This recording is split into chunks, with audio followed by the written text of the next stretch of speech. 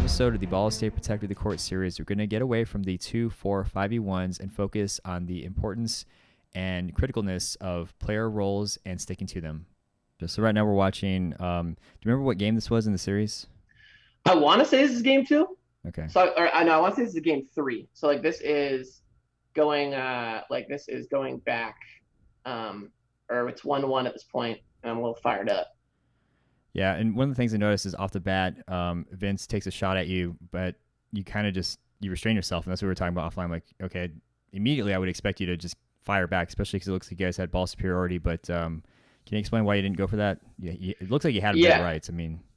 Yeah, so Vince isn't, like, if you look at that lineup and you look at who's out there, like, I'm not worried about Vince. And so, like, getting a chance to hit him really doesn't matter to me with Isidro standing right in front of me like that, because I know that Isidro's going to, like, just take that shot. Like, some counters, some corners won't, but, like, I really have to respect the fact that Isidro's going to take that shot. Yeah, and he's waiting for you, too. He's like, go ahead. Yep. Yeah, because I had been, and part of it, too, is I had been countering a lot before that. So I know that whenever I get into a groove of countering, whenever I hold a counter back or just like hold one, it throws off their entire team. Like they slid back, like Dylan's on his feet, and then we get 4 balls and get the reset. Yep. It's a good gamble. I don't want to say it's a gamble. Good calculation there. Not taking the shot, letting you guys have the ability to tee off on them. So we're gonna get to a point where I think there's 5 of them in. What's going on here? You said you're kind of fired up. What was going on through your mind? So like right here, that was probably like, that was a little bit early of a counter, and I knew that I kind of lucked out there, but like we capitalized on that. So then right here, I think this is where Justin takes an open shot. Yeah, so right here, right now, I know exactly who's throwing. So right here, before he even, I knew when he was walking in, because I knew I knew that Vince is making a call, because Tyler Connor is not very vocal. So I know that Vince is going in. He's probably going to call his number because that's the safest throw in the middle. Because anybody else, I don't think that they can protect him. So he's like, I'll take the shot. So I already know that. I see him going in, and then I already know. So before Vince can even set up, you already have him targeted. Yeah. And then it looks like Arivella tries to save you, but then you took advantage of a counter, right? And that's what you mentioned earlier on the far left. Yeah. So like one thing you'll notice too is like, it doesn't matter how many, like, look at the whole left side of the court. If I throw a ball, it doesn't matter like who, like, watch every single person on their team run at me. Connor comes, he slides in front. Griffin comes, he slides in front. And Dylan would have come if he hadn't lost his balance. So like I also kind of play off that I know that, like, I know that they're gonna run at me. Because like if we have balls and if my team's behind me, like, we win that every time.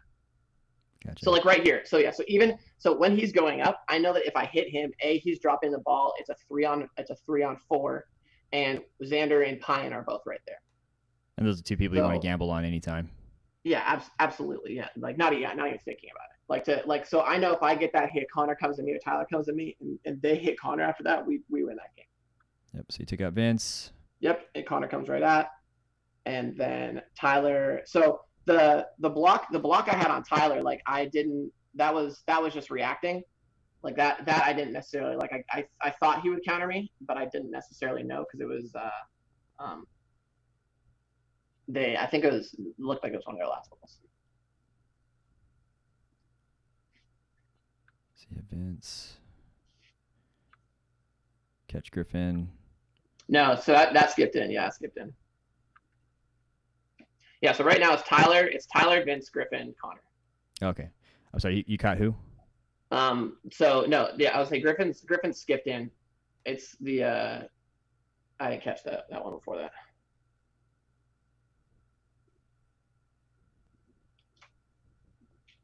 So I get into that, and I know Tyler's, and I see at the last second that Tyler's coming in, so I get to block that.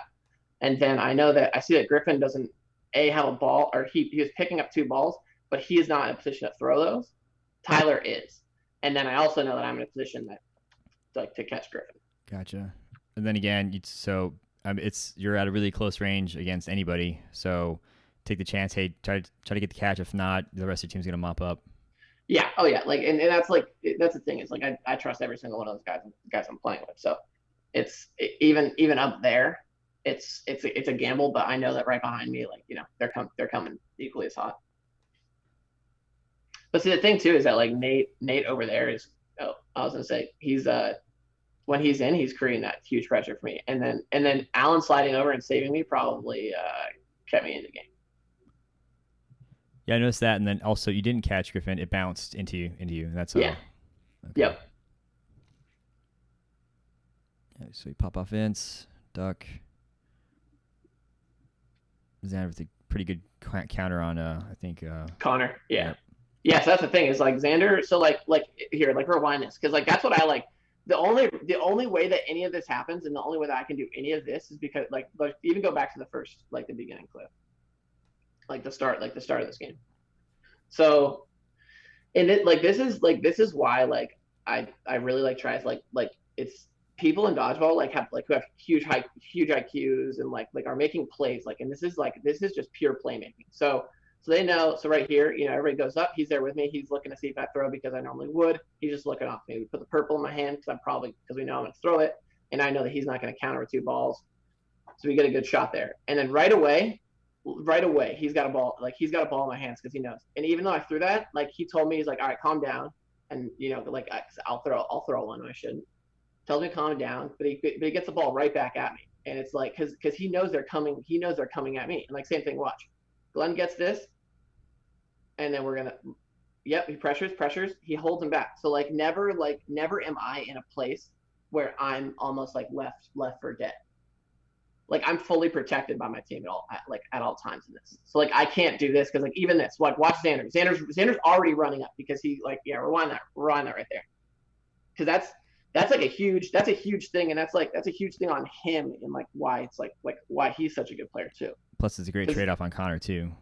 Yeah, like he knows like how big of a play that is, and I think Xander is always like he's always really good about that and capitalizing on the moments. But yeah, he saw that, he knew that he was looking straight at me, and then see like right there, Justin what like was getting ready to go and had a ball in his hand, but he saw I caught it. Yeah, so if he didn't catch that, Pine would have just lit him up, would have been over regardless. Yeah. Nice.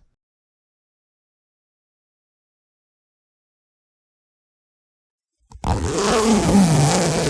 that was this week's edition of Ballistae's Protector of the Court. If you have a play that you would like broken down, hit us up at admin@ballistaegear.com or via any of our related social media channels.